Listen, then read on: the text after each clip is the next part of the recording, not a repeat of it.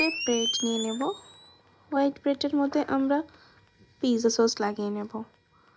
ভালো করে pizza sauce লাগিয়ে নেওয়ার পরে আমি পেঁয়াজ কুচি, আদা, পনির কুচি, গাজর কুচি, ক্যাপসিকাম কুচি, শসা কুচি ভালো করে ভেজ মেয়োনিজ অ্যান্ড পাস্তা সসের সাথে মেল্ট করে নেব।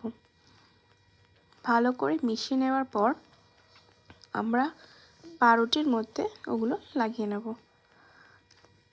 উপর থেকে আমরা যে মিশ্রণটি বানিয়েছিলাম সেই মিশ্রণটি দিয়ে দেওয়ার পরে ওর মধ্যে আমরা অ্যাড করে দেবো চিজ।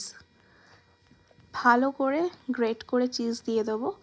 তারপরে চিজ দিয়ে দেওয়ার পর আমরা এটাকে ওভেনে বেক করতে দেবো 10 থেকে 15 মিনিট। বেক হয়ে যাওয়ার পর দেন আমরা এটাকে সার্ভ করব। ভালো লাগলে লাইক, শেয়ার অ্যান্ড কমেন্ট করে দেবেন।